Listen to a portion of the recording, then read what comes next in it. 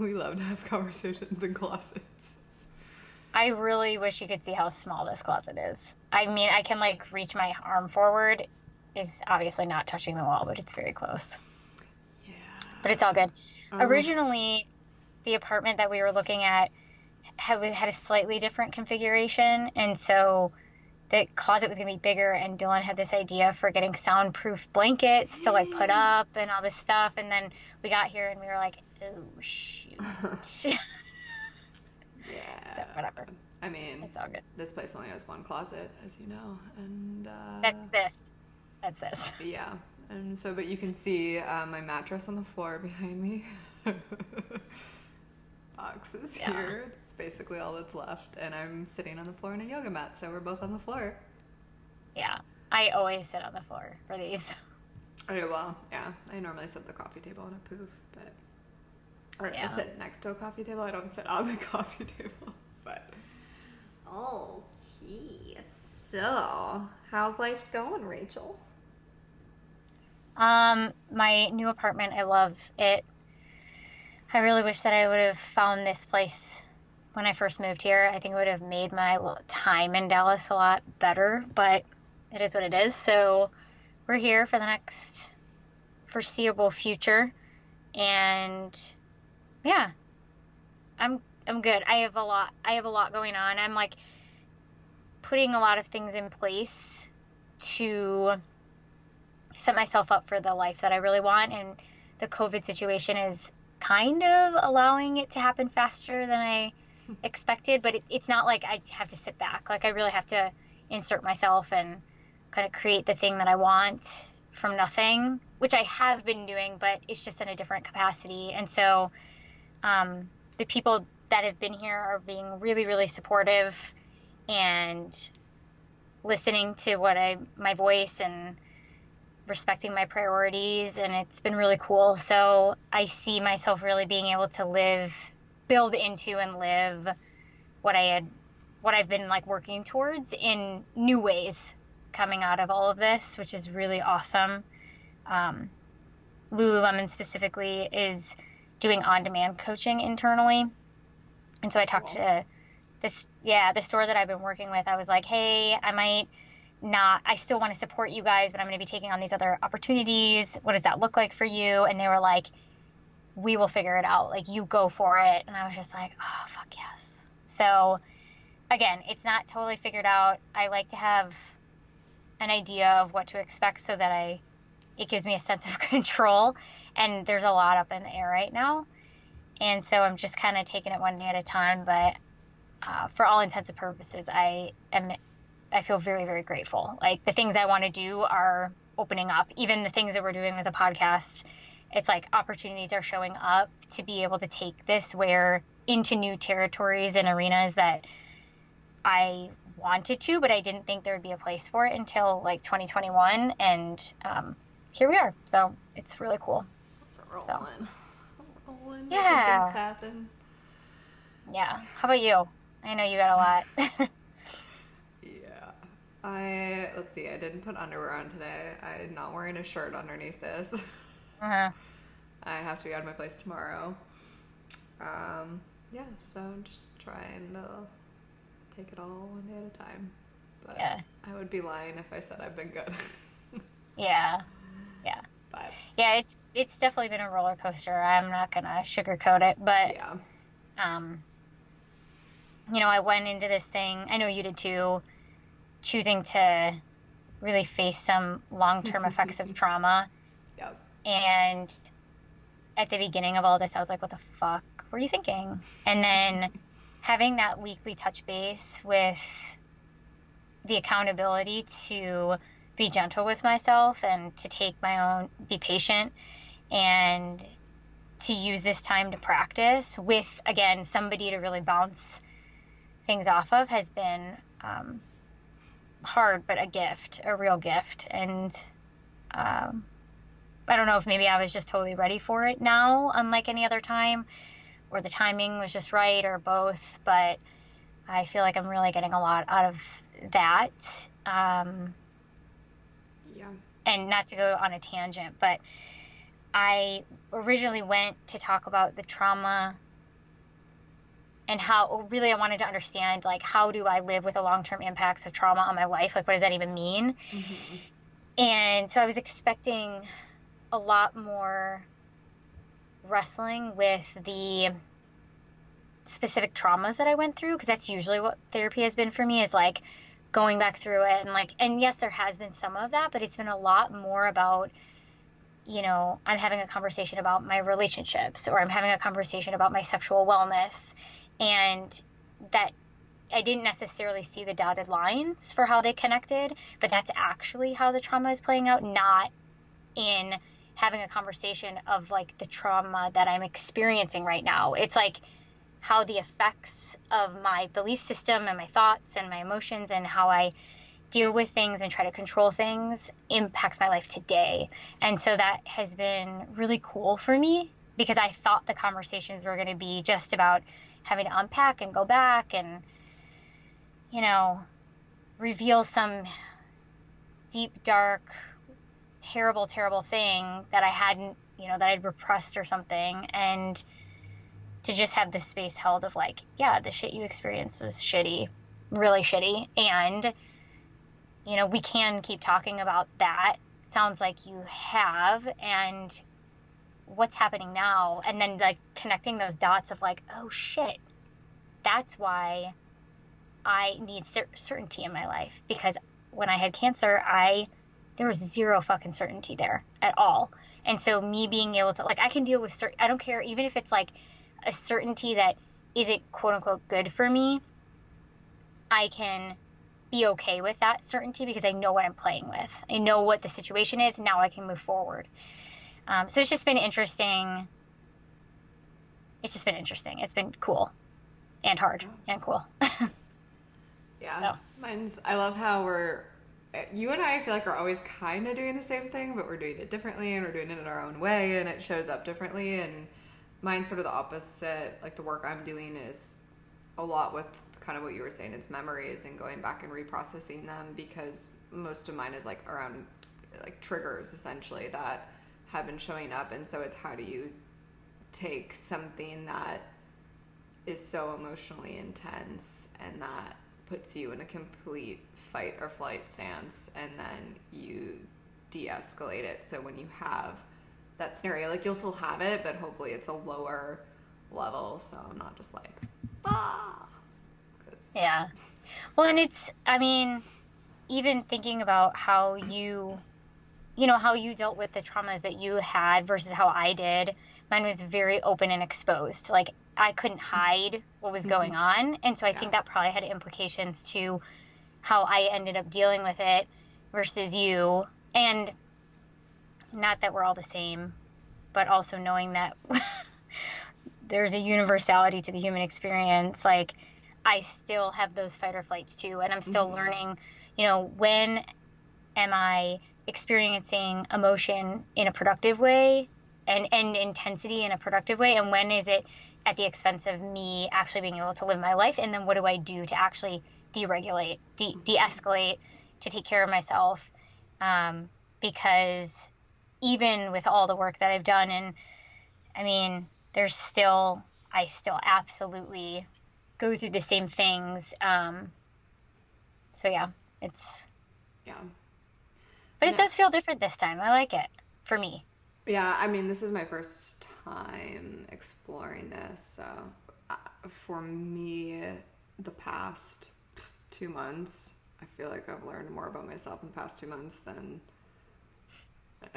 in a long time, which is a lot to process. And that's sort of what sparked this conversation of you and I jumping on and doing our own episode around identity and what does it mean to understand yourself. And I mean, everything that we're already talking about connects back into it, but figuring out, we're here to talk about authenticity and taking a stand for being authentic to ourselves, but how does that tie into identity and what does that actually look like? So I feel like there's so many layers to who we are, and there's the masks that we wear, there's our self deep down in the core, and then there's also someone sort of in between, and all levels can be authentic.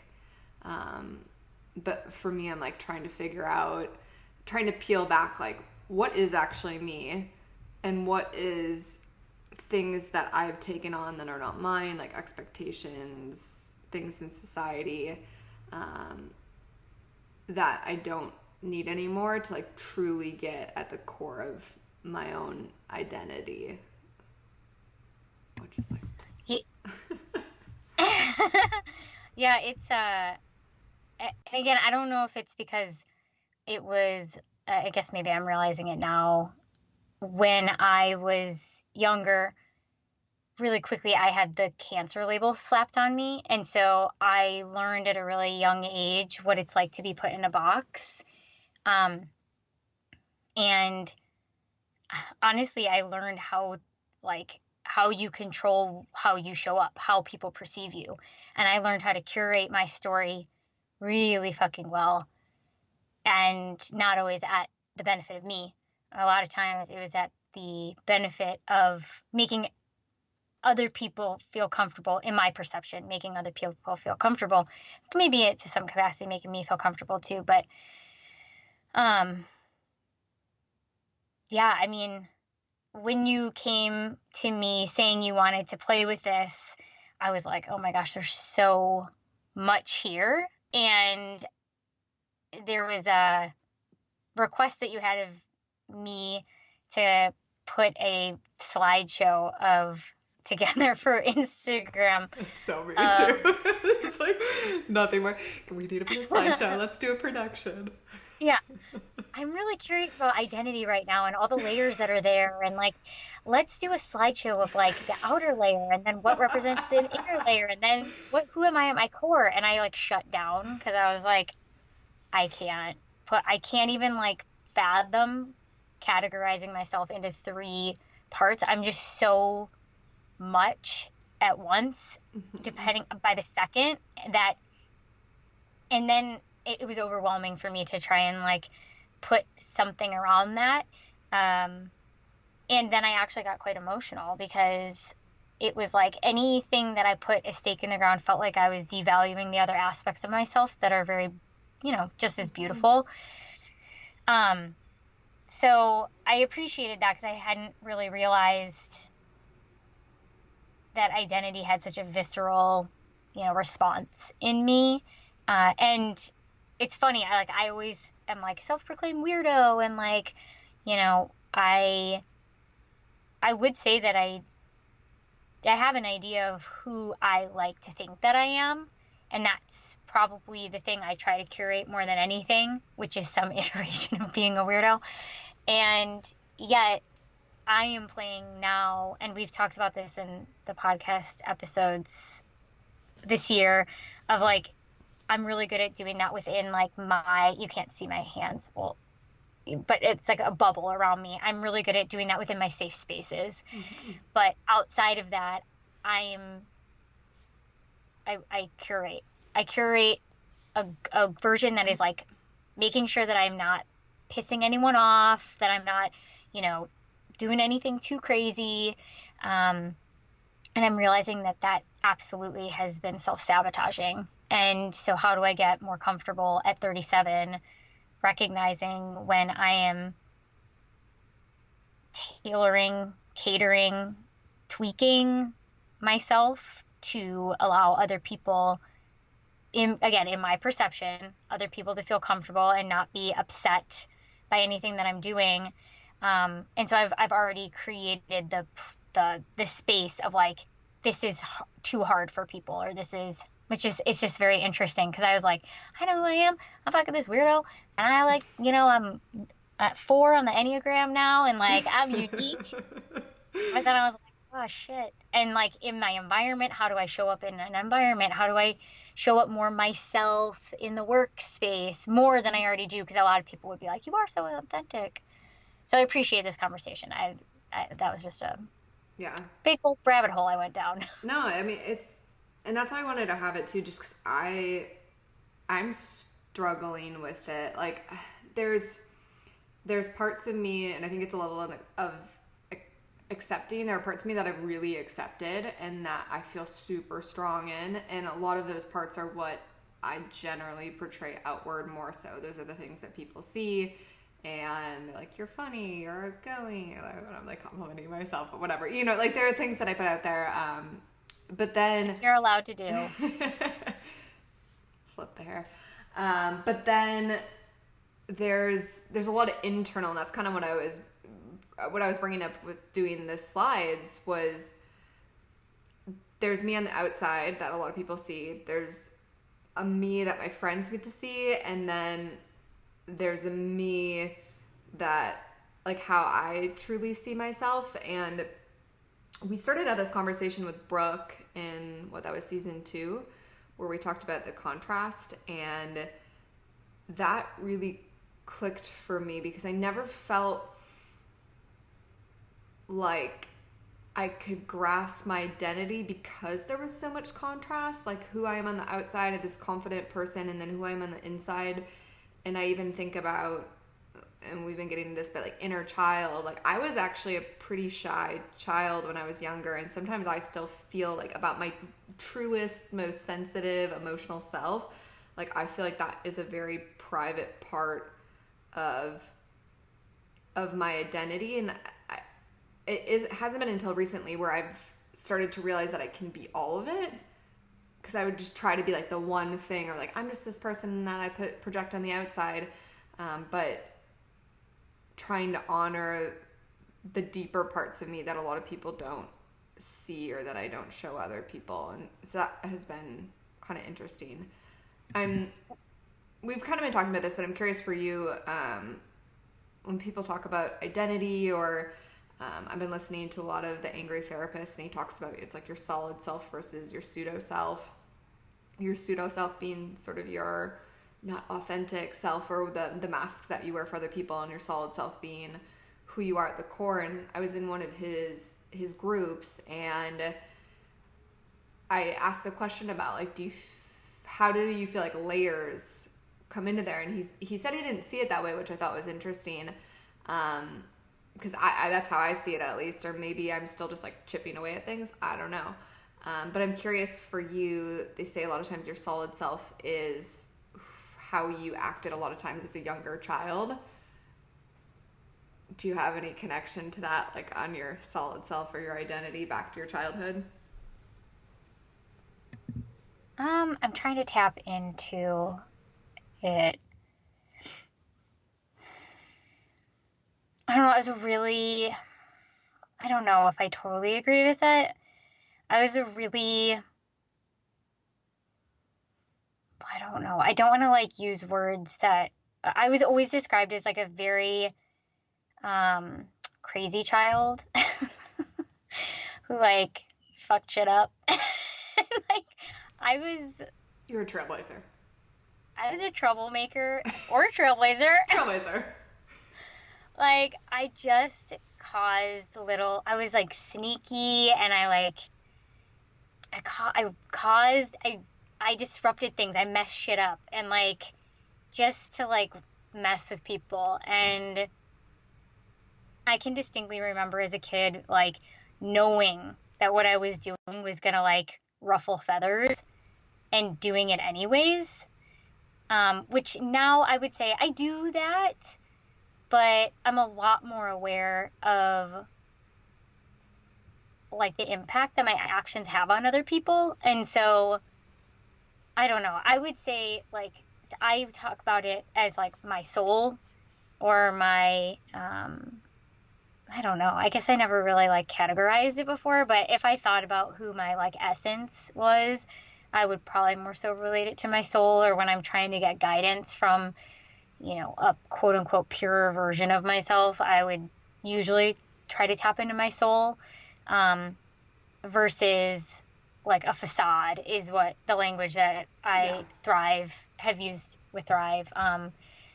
But I kind of agree. Like, I don't know if I have layers either now that I'm like sitting here. And I think that's why it was tough for me to think about doing that exercise, because it doesn't feel that mutually exclusive to me. Like I can feel so much overlap in like who I am as a kid, there's absolutely there's parts of my solid self in every version of me that has ever been. And so, and yet, so I was just trying to find, I'll finish that thought. And yet, what does that even fucking mean anyways? So there's this quote from Jim Carrey that I'm just going to read. It's kind of long. Yeah. I realized that I could lose myself in a character. I could live in a character. It was a choice. And when I finished with that, I took a month to remember who I was. What do I believe? What are my politics? What do I like and dislike? It took me a while, and I was usually depressed going back into my concerns and my politics. But there was a shift that had already happened. And the shift was, wait a second. If I can put Jim Carrey aside for 4 months, who is Jim Carrey? Who the hell is that? I know now he does not really exist. He's ideas. Jim Carrey was an idea my parents gave me. Irish, Scottish, French was an idea I was given. Canadian was an idea that I was given. I had a hockey team and a religion and all these things that cobbled together into this kind of Frankenstein monster, this representation. It's like an avatar. These are all the things I am. You are not an actor or a lawyer. No one is a lawyer. There are lawyers. Law is practiced, but no one is a lawyer. There is no one, in fact, there. And I just, it is crazy to really think about it. Like, our construct of who we are is based on this current reality. Like, and so it's all, I mean, it is all kind of fucking made up. My solid self is what? Life? The pure expression of life, which is really all of it. Mm-hmm. Every iteration that could be expressed. Which means at any given point in time, even the facades are actually your real identity.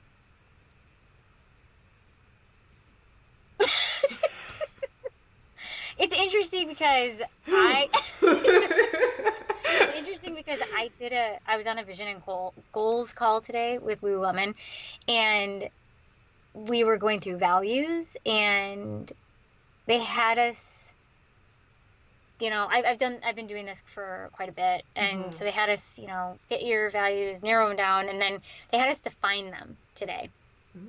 And when I got to authenticity, because it's always one of them, mm-hmm. and I kind of wanted to fight it. I was like, it's something else, but it is authenticity. And then I defined it, and it was like, authenticity is giving myself permission to show up exactly how I am today, no matter what that is, which kind of piggies back to what we were just saying. It's like authenticity isn't when I can fit into the curated, you know, third nested Russian doll of me. You know, it's like authenticity is actually when I just allow myself to be the pure expression of life that this moment in this body in this lifetime is expressing, with an awareness, because I do think, well, I don't know, maybe that's not fair either to even say that, but I don't, to me, it does feel like my authentic solid self, or my soul, is tapped into the present moment, is aware of the present moment, is like choosing. It isn't just a default.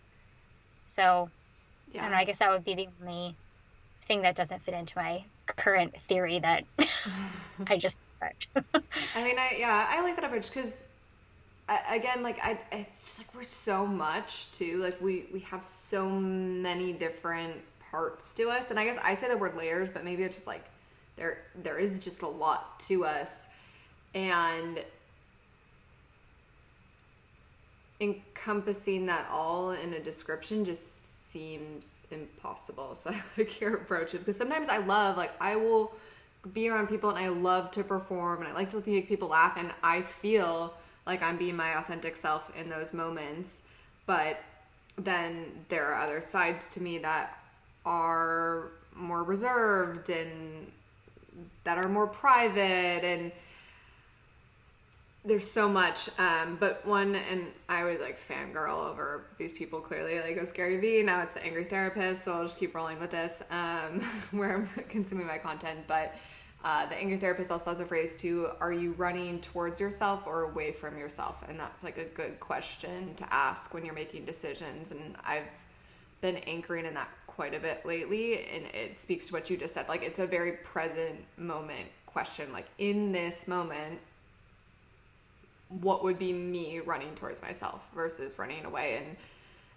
there's so much that's up in the air for, I know, both of us, and same here. Like, I don't know where I'm going to be living in a little bit, and the world is infinite in the number of possibilities and directions that I could go right now, and that can feel really, really overwhelming and uncertain. So having that question of saying, like, take it moment by moment, and in each moment, how can I just continue to ask myself, like, what is running towards you? What does that look like? Because I think for a while I was definitely, I was learning and I was growing when I moved to SLO, and I mean, I've changed so much even since I got here. But I think in that change, there was also a little bit of getting lost. And even with the podcast, something I realized in some of the previous episodes, and we sort of talked about this, but in season 1, I felt like I had a really strong voice. And then in season 2, as I started to change and evolve, there were so many question marks, and I felt like I almost lost my voice and perspective, because I just felt like, because I was changing, but it was so early, and like I had let go of kind of this past self, which I would say was more pseudo, of just like, I'm going to work and I'm going to focus on all my accomplishments, and that's who I am, and my career is my identity. And all of a sudden I didn't have that anymore, and I just felt like I didn't have an opinion on anything. Like, I was here for the conversations, but I was like, I don't know how I feel about that. I don't know how I feel about that. And it's exciting because I feel like my voice is finally starting to come back, and not, and again, like when I was doing all those things in my career, I guess I feel like I had, when I was running, like working at Spire and running it, like I had a clear vision of who I was in that environment. And when that all went away, it was like almost starting over.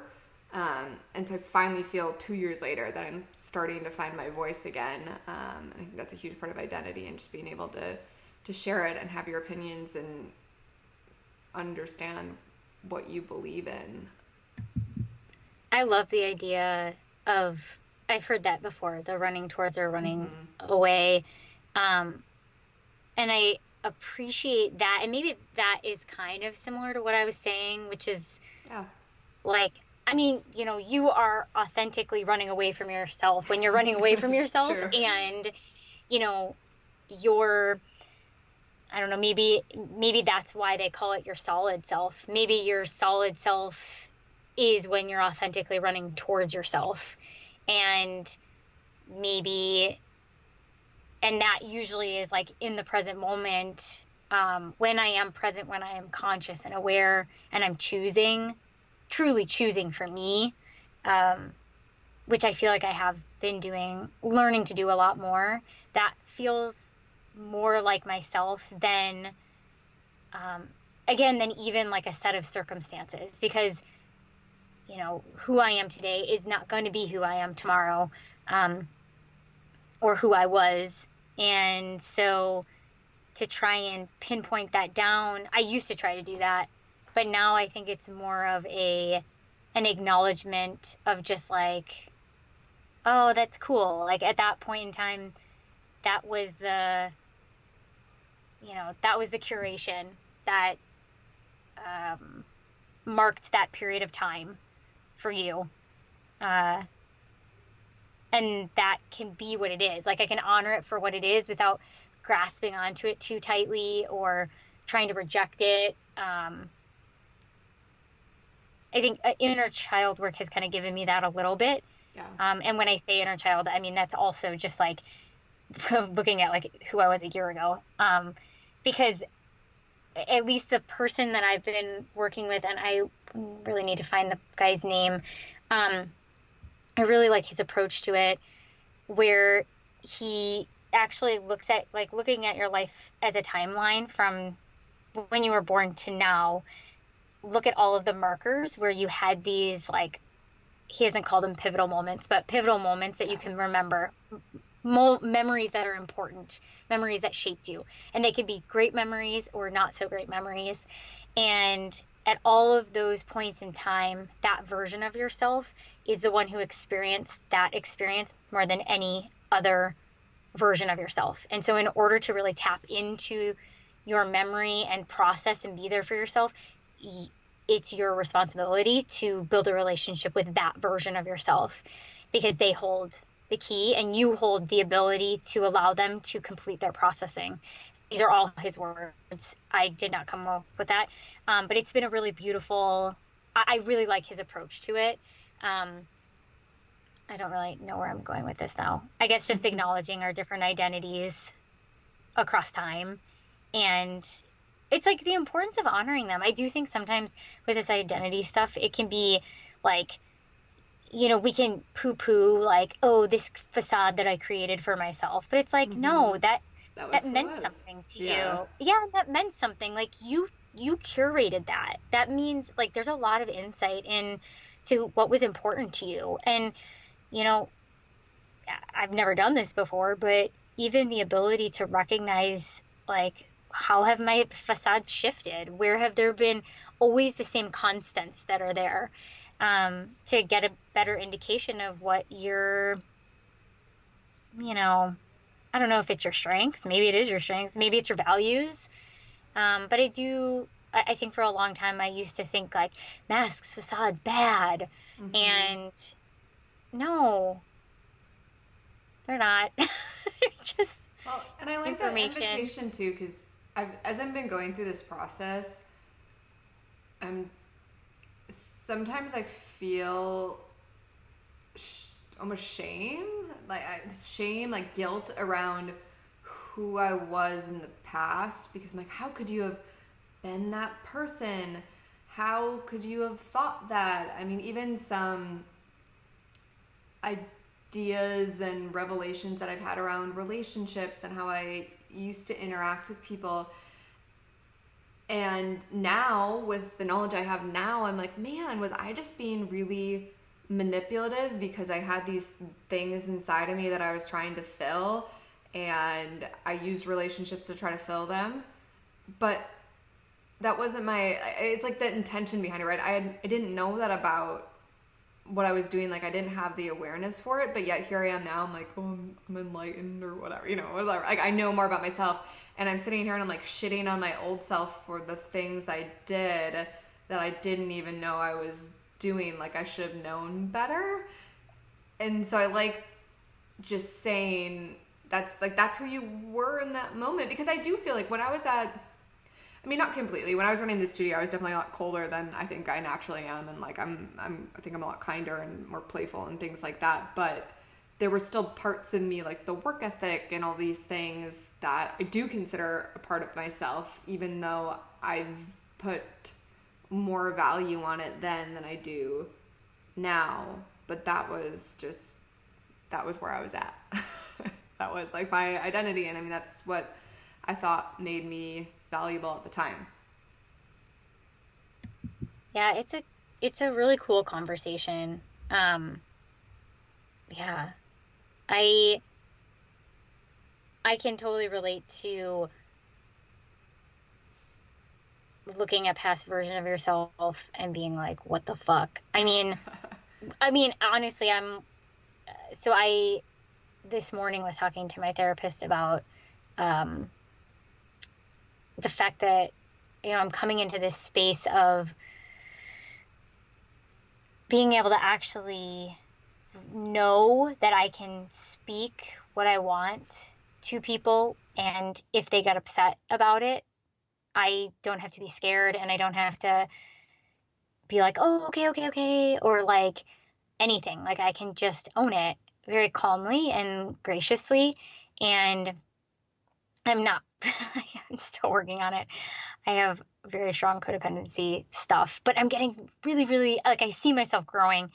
And as I was talking to her, I was like, man, I've been really grieving my past. Like, I've been grieving how much time I spent not in this space, and like, oh my gosh, what I could have done. What would my life have looked like if I would have been able to do this at 16? Oh my gosh, I could have and she was like, stop. That is is taking you into this like storyline that is almost self-hatey. And she's like, you can go there if you want, but you can't possibly expect this is there's like a level of acceptance, and loving, like me being able to be compassionate with that version of myself means that I can be compassionate with somebody right now who's at that point in their life. And if I can't, then I'm probably going to be pretty, judgmental or whatever my response to that version of myself is. And so in the last, well, however many hours it's been since 8 a.m. this morning, I've been like, wow, I have spent the week really not sad, but just grieving what could be, almost like regret in a way. And, it was a nice reminder from her that, yes, absolutely grieve. And, you got to, I guess at this point I'm realizing I got to experience all the things I did experience because I am not who I am now then. Mm-hmm. And in fucking 10 years, I'm going to be totally different from the person that I am now. And I'm appreciative that I'm getting a chance to actually be like, have this conversation with you taped so that when I'm like 45 and I'm like, I'm fucking woke or whatever, which I will never say that. I was saying hopefully. 10 years woke probably won't be a word anyway. Well, and hopefully I would never say that anyways, but maybe I would. But either way, I'm going to be looking back now and being like, oh my gosh, how did I not even know? Like, what I could have done? And, I feel very proud of who I am today. And for the first time in a long time, I really, more often than not, I really like who I am. And I can lean on that at times when I fuck up or I'm a dick or I'm a pushover, I'm a people pleaser, I'm all the things that I'm embarrassed about. More often than not, I can come back to pretty quickly. I can come back to, oh, I like you. I'm going to stick with you. We're practicing. I was somebody who used to do this, and now I'm somebody who is practicing this, and that is okay. The guy who I was talking about, the inner child guy. Okay, mm-hmm. His last name, I'm probably going to butcher it. It's Nate Postlethwaite. Postlethwaite. Nate Postlethwaite. I'm terrible at names, so I'm not going to try. But the one I just opened up says, authenticity is my love language, which I love that one. Oh, yeah, I think on Instagram, I think I know who you're talking about. Oh, yeah, actually, I can see, I literally have a different quote up, and I can see his name right in front of me. Because there was another one from Create the Love, too, where they said, finding your passion isn't about careers or money, it's about finding your authentic self, the one you've buried beneath other people's needs. Yeah, I can relate to that. Mic drop. Yeah. No, but I think acceptance is a huge part, and I agree. I've had a hard time letting go in some ways of my past self. Like, in some ways, I'm shitting on my past self, and in other ways, that's the comfort, right? The comfort zone of who you've always been. And as you're changing and evolving, that is, in some ways, for me, uncertain, and I haven't fully landed. Like, I don't feel grounded in this new sense of identity that I'm creating for myself, or this new version of myself, and then things will happen or something will trigger me that pulls me back, and then I'm like, well, what the fuck? Like, am I not growing? But I am. It's just the moments. There are moments, right? But that, like, past self is still a part of me. So, yeah, it's the acceptance of all of it and being able to do that on your own too, because and for example, when we did our snooze on booze, I talked a lot about the external, and the more and more I get to know myself, the more and more I realize that most of what I've been doing has been coming from an external place, and now going internal and just, again, finding that voice, like truly figuring out, like, what do you want, what's happening inside your body, accepting it, being present in a way that I've never experienced before.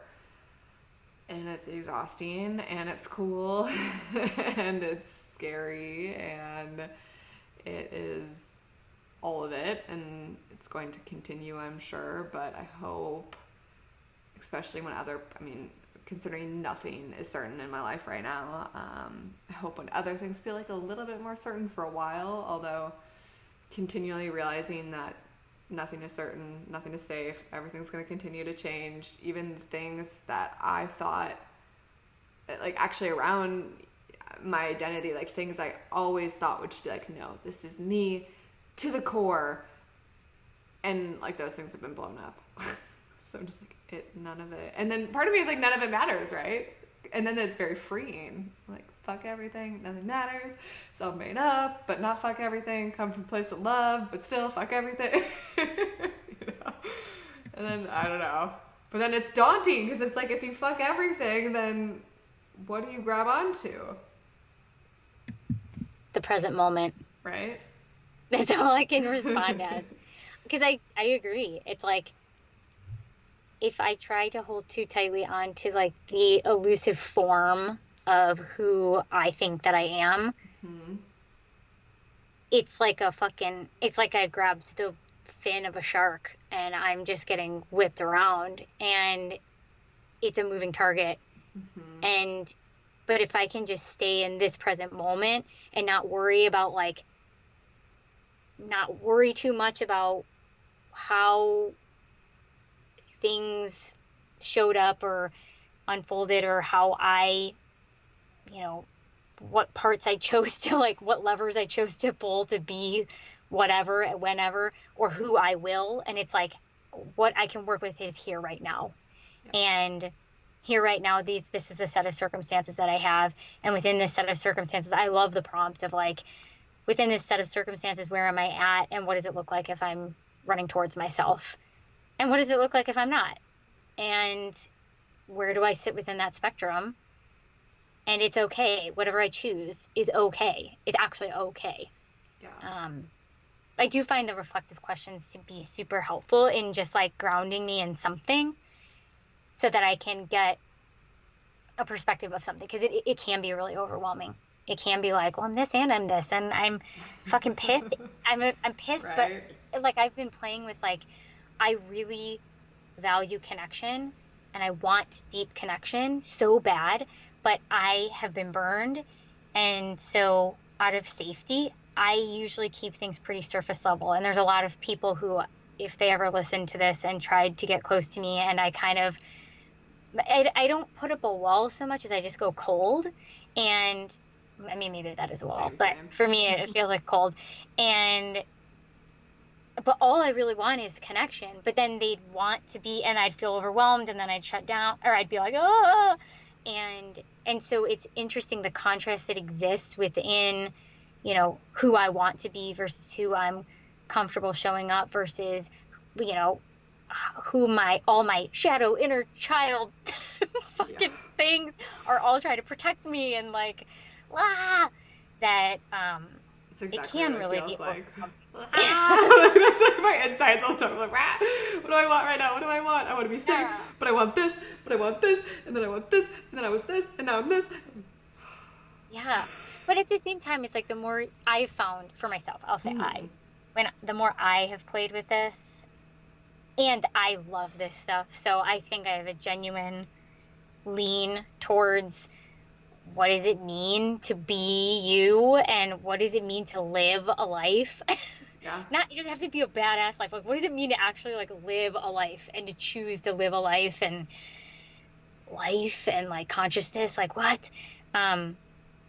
But I think the more that I've played with this, I have gotten okay with the overwhelm that exists. It's not one thing that's necessarily gotten me there. I think it's been a lot of different things of like, I can kind of see the bigger picture puzzle a little bit. I don't have all the information, but I know that there's some parts of me that do this and there's some parts that do that. And,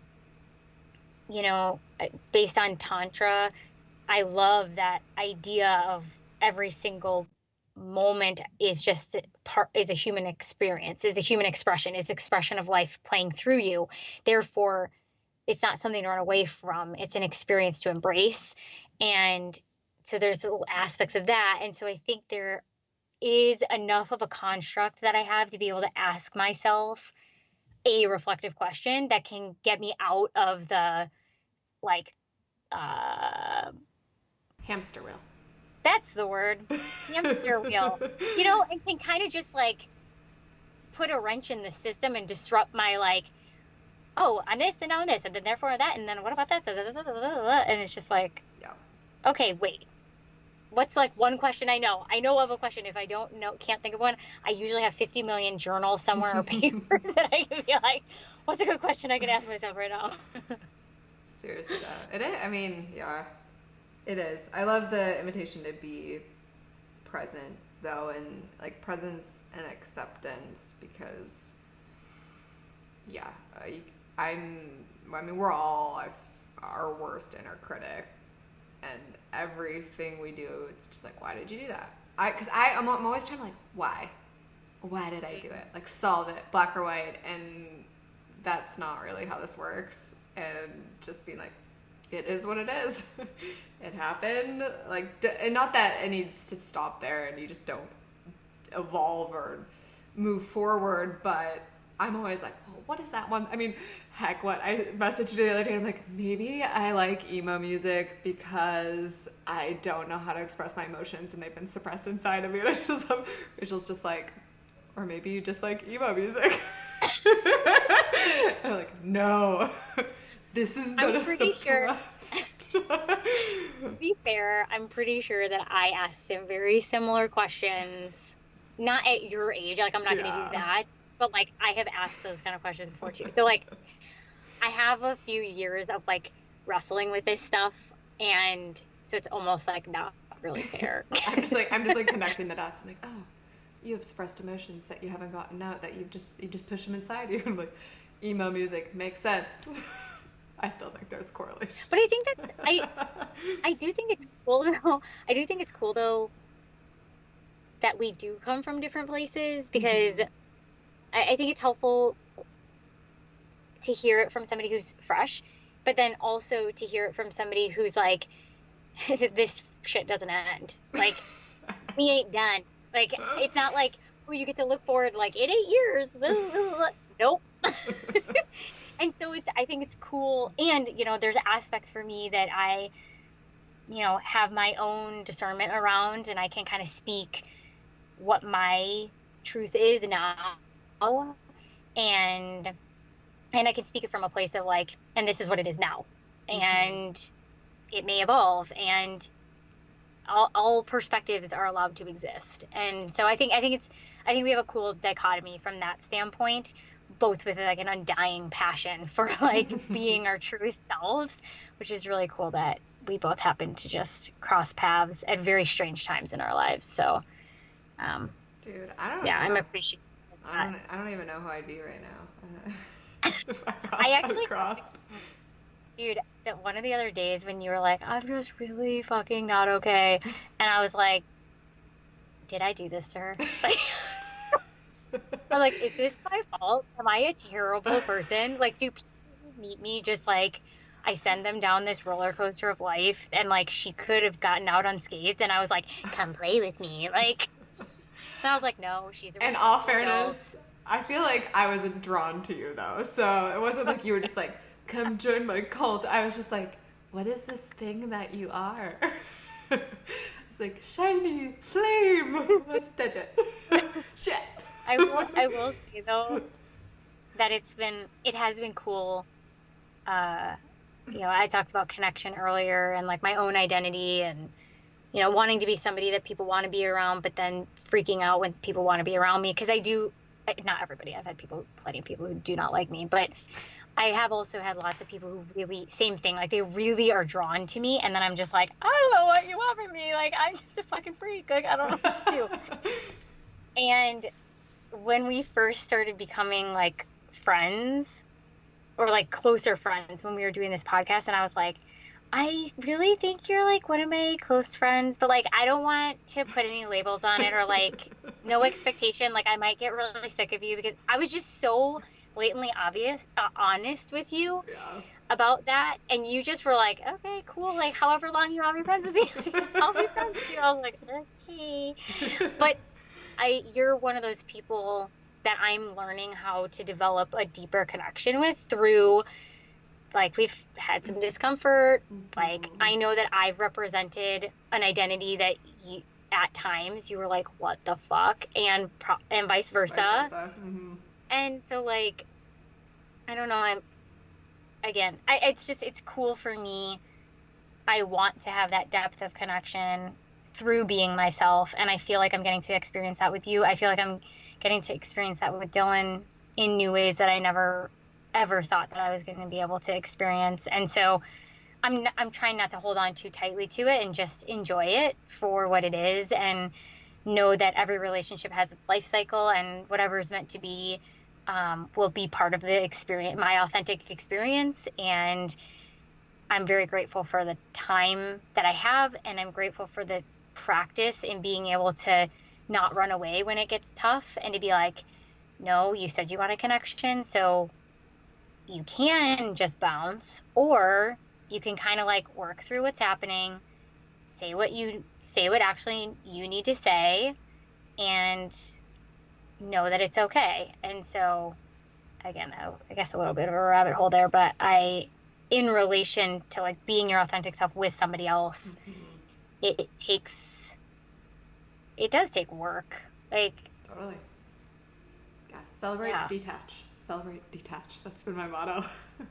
Celebrate the present moment and then detach from whatever comes next, which I know a lot of people do, but I have a hard time with. But for whatever reason, and it's probably because you model this really well, because anytime you've ever said that, part of me is like, she doesn't want to be my friend anymore.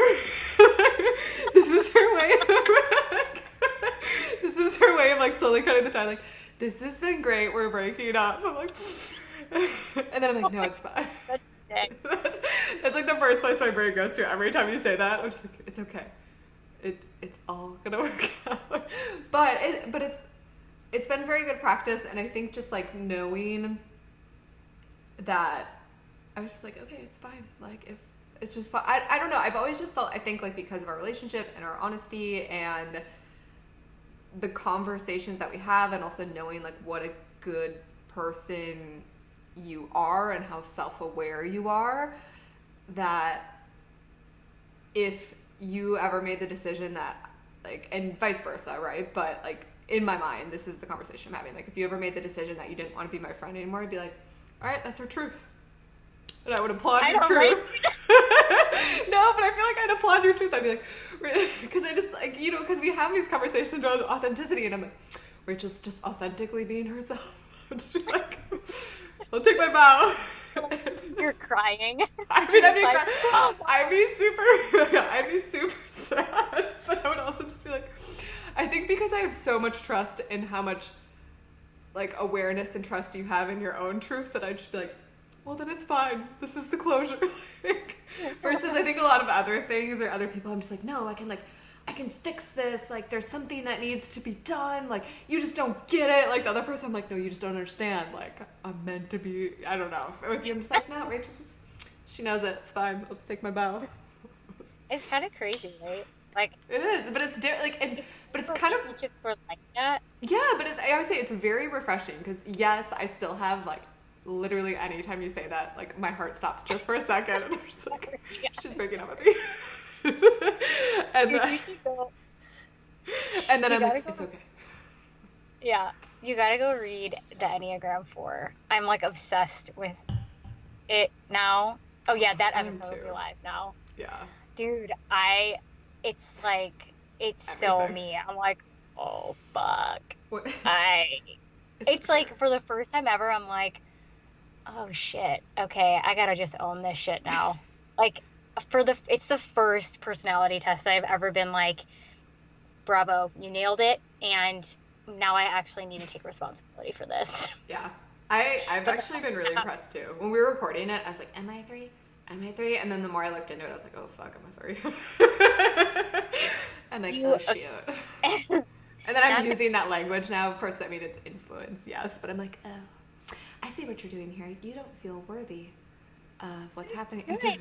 Yeah, but like if you don't have the language, then you don't like. Well, that's half the problem. I feel like for me.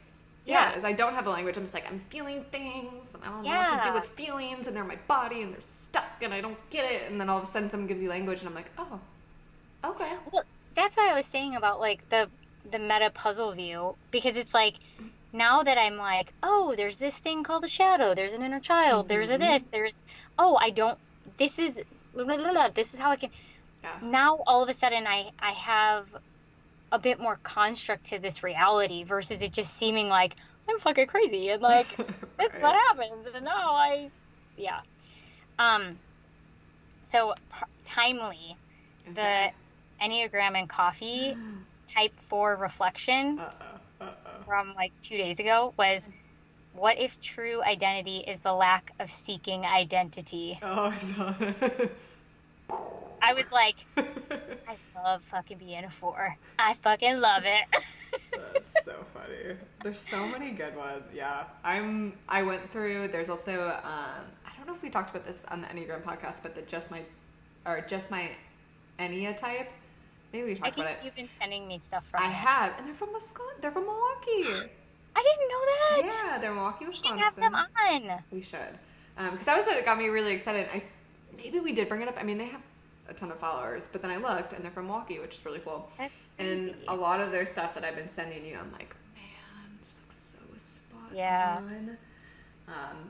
Yeah, and the way, like the wings and all the variants that we started to talk about, I'm like, because it gives it a little bit more dimension too. And when I talk about the contrast of who I am, it's like the 3 is just like prove your worth by productivity and all these things, and that is what is more predominant. But then that 2 wing is also the like, I'm unlovable and I'm sensitive and I like to nurture, and that is like the part of me in my identity that I've neglected a lot and I've suppressed and I've rejected and I labeled it as bad, and I just didn't know what to do with it, because that's the part of me that I generally get hurt in. Like, I don't get hurt when I'm like, I'm productive, I can accomplish things, because that is very much something that I can easily control. But the sensitive, emotional, more quote unquote 2 wing type things, that is always where I get burned, because I'm just like, here's my heart on a platter, love me, and then someone's like, fucking eat it.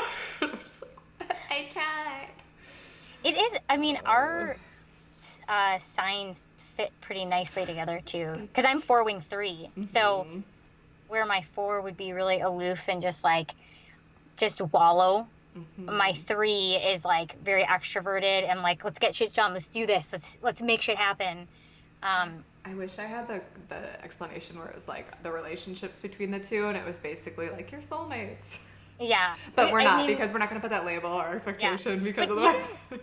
But even like how the 4 to the 2, like the 2 is very much like there for other people. And I've been a people pleaser before, but I definitely have a tendency to more like go cold and go very inward and experience life very inward. And so I think even just that dichotomy in how we interact with our guests and how we have created this brand is really funny too. It's just like, it kind of gets these different facets acknowledged through the process, which is really like. I was in an angry therapist group the other day, and they asked, when do you feel most like yourself? And I'll ask you that question, but to my surprise, maybe not surprise, because I've always liked my alone time, but I've never really been able to like pinpoint why, because I consider myself an extrovert and I like entertaining.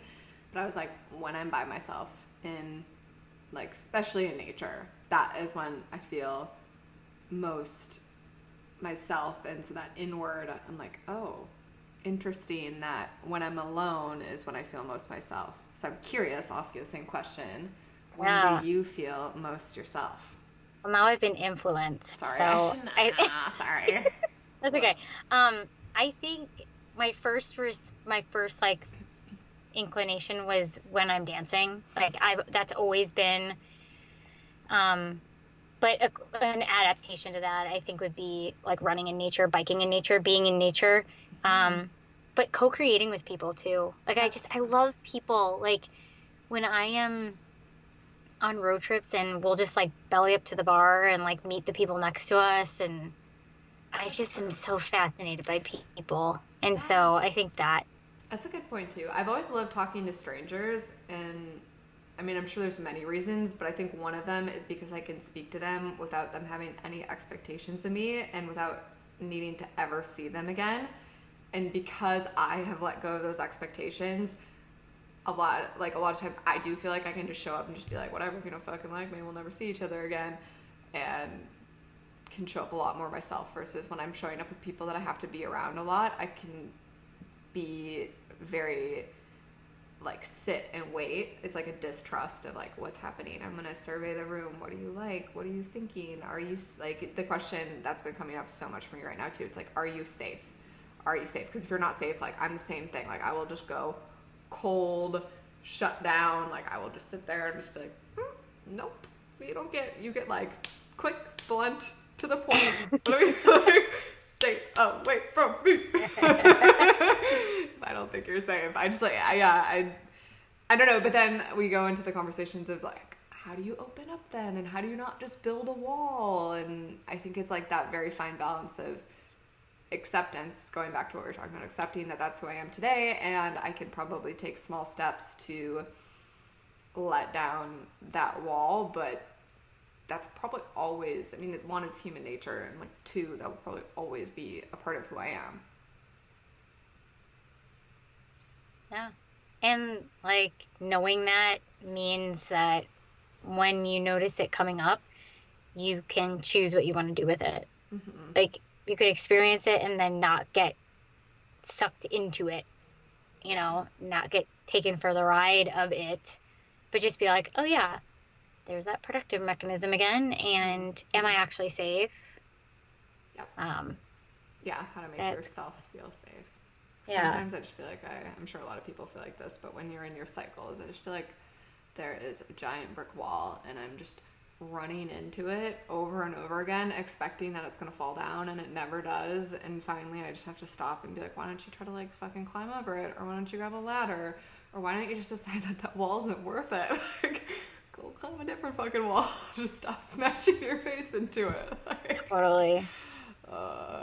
That's been my analogy lately. Like, like you just chose to sprint into the same wall again. Maybe choose different next time. Okay, thanks. Welcome to human existence. Right, I know. And then just being okay with that is a part of it. You get to learn your lessons. Yeah, totally. Being mad at myself for doing it, which is easier said than done. Yeah. Well, I acknowledge you for allowing yourself to adapt. Thanks. Yeah. It maybe wasn't the most powerful acknowledgement I've ever given, but there's a lot of new, it almost seems like every week is a different life that you're living in. And so I acknowledge you for continuing to show up for what is showing up. So thank you. I appreciate that, and I need to hear that, because I feel like every day I'm just like, I don't even know what the fuck is happening. Isn't it going to be so cool to look back on it though? Like, I used to tell myself that when I was like, what the fuck? And I'd be like, I can't wait till the point where this all fucking makes sense, where I can turn around and be like, oh, that's why. Like, I can't wait to figure out, like, that had to happen that way in order for this, and that makes sense. Because that's always how it's happened for me. Yep. And so now that's kind of how I go into things, where it's like, if something's fucked up, quote unquote, I'm like, I'll feel all the things I'm feeling. It's not like I automatically go to like, can't wait to see what this is gonna bring me. But yeah, I think I've been feeling all the feelings for sure, and just trying to allow myself to feel them. And I mean, since we've been talking about this too, like I've had the perspective that it's all going to lead to something. I don't exactly, like, you can't predict what it's going to be, but I am just trusting that it'll lead to something. There's a quote from The Universe Has Your Back, and it's like, trust settles every problem now. And I like to go back to that of just like, when I'm spiraling and I feel like in a complete panic and I'm just like, what is even the point of any of this? I'm just like, it's all going to lead to something and it will make sense at some point. Hopefully. It's funny because my what the fuck is the point came after I read the John Krakauer book, Under the Banner of Heaven. I read that. And then I was like, it was an external. So like I tend to be more internal, and it was the external reality crumbled. And I was like, oh my God, if everything outside of me is made up, then what the fuck? And for like a while, I was at creative agencies, and some of the creatives that I was working with, I was just like, it's fucking made up. It's all fucking made up. Like, we're all just living in this fucking avatar. Like, it's fucking the Matrix. Like, this is whatever. And they'd be like, okay, yep. And, all right, chill out, little one. Like, and we all need, like, we can't operate within chaos. So somebody had to create some sort of structure. And then I was like, oh, yeah. All right. And then I was like, I'm fucking moving to Sweden. Like, but yeah. I love that. Yeah, I don't know.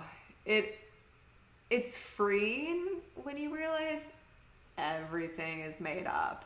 Everything. Like we were just talking about, your identity is made up. Society is made up. It's all made up.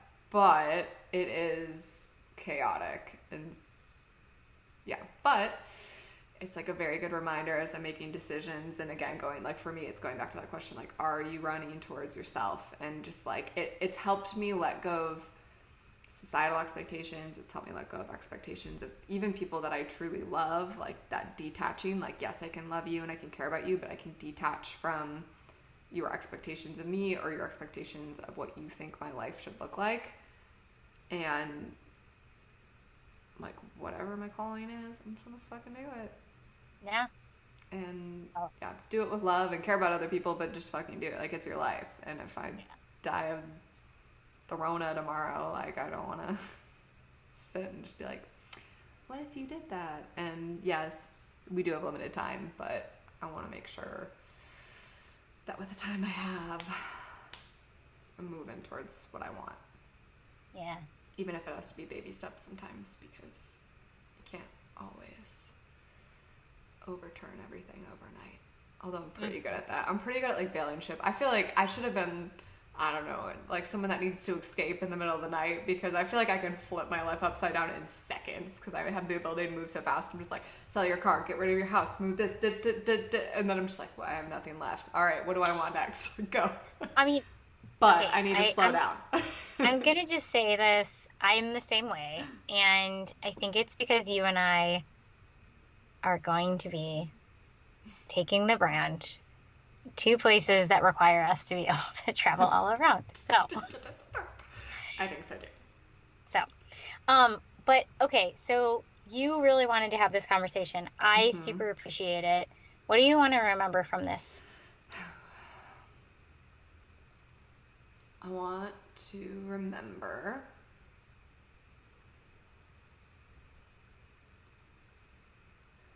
one, that I'm not the only person that goes through this. We all do. So when I feel psychotic and I'm mad at myself for being a human, that I am reminded that we are all human, and I can't escape that no matter how great I think I am. And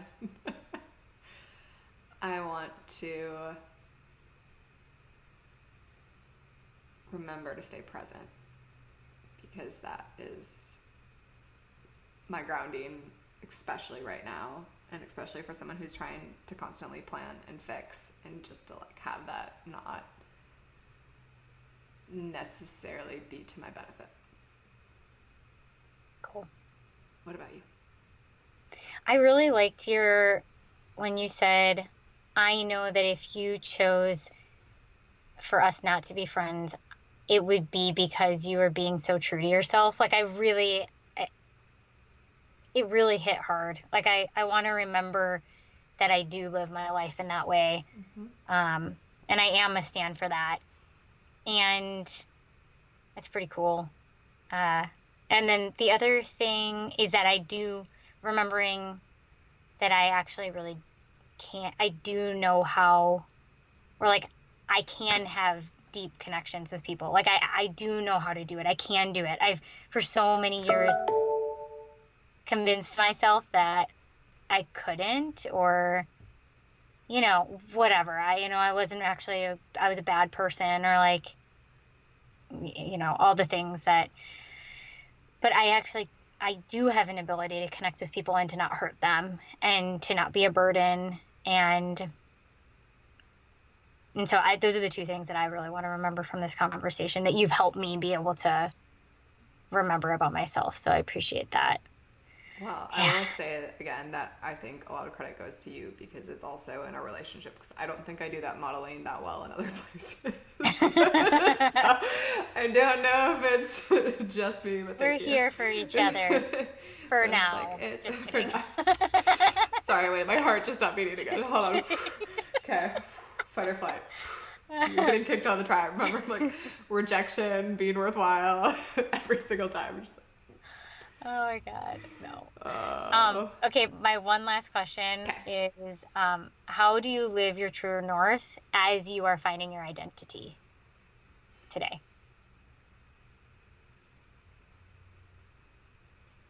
Moment to moment. Yeah, my answer is going to be presence in the present moment. Literally moment to moment. That's been my biggest unlock, I think, as I think about authenticity. Yes. The entire scenario. When I've been working at the grocery store, I don't know if I already said this on the podcast, so sorry if I did, I'll edit it out. But like, doing that is also very humbling. Like, I chose to do it, but it's humbling to just like work such a, I'll say mindless, especially because they put me on like the job that no one wants to do, mindless job. But it's been a really cool invitation for me, especially because I signed up for it. So rather than being like, fuck this, I don't want to do this, this is dumb, I'm like, you are like literally just, you're choosing to be here. So what are you going to do about it? Like, you can quit. Like, you actually have the option to quit, but you decided to do this. So what do you want to do with it? And just like practicing being present, and just like my most intimate relationship right now is with shopping carts, as I wipe them down and just clean every little crevice of them, and just be present and breathe, and just be there, and just like take in the smells of all the sick cleaning chemicals that you see them like, yep, don't like that one, or that one smells like tequila. Seriously, because it's all natural. Oh no, I don't even know if it's all, like, they have the World Health Organization approved hand sanitizer at the stores, and it's so much alcohol that it smells like the strongest booze that you've ever had, and it's just like, it burns, and it smells like, just I think it's like 80% alcohol. I don't know, it's just it's terrible. Gross. Gross. And that's it, just like clean everything with it, and like. Do you wear gloves? Oh yeah. Okay. Gloves, and honestly, we have to wear a mask, but I don't think I could do that job if you didn't. Outside of COVID without wearing a mask, because the smells are so strong. Ugh. But it's been a really good practice for me every time I go, especially because it's like 4 fucking hours of just standing there and cleaning carts. I'm like, girl, you wanted to go on some like silent wellness retreat? Well, guess what? Just go work at the grocery store and clean carts for 4 hours, and you get the same thing. Like, don't pay for that expensive wellness retreat. Like, and you're giving back. Yeah, exactly. And making a little money. But yeah. Anyway, so it's been like a good, especially as I get like really pissed off and annoyed at other areas of my life right now, where I'm just like, fuck this, fuck that. It's just like, or like, you could say fuck this, or you could just be here. Yeah. And totally. So I'm trying to take that modeling other places in my life too, especially as I'm like, I hate everything. Yeah. All right. Thanks for having this convo with me. Yeah, it was good. I always am like yawning profusely, and then I'm like, don't worry. I'm like, don't worry, I'll get there. It's like when you're at 6 a.m. without your Celsius. That is true. Me in the morning. As I'm like laying in bed during our meeting, I'm like, what are you talking about? Okay, I'm gonna go eat pasta. I'm gonna finish eating the salad that has been sitting out for the last 2 hours. Ew, is there mayonnaise on that? No, there's no aioli, there's no mayo, but there is milk, I think, in the salad dressing, which is unfortunate for anyone who gets to see me tomorrow. Gross. On that note. Okay, bye. Okay, bye. Say that. I'll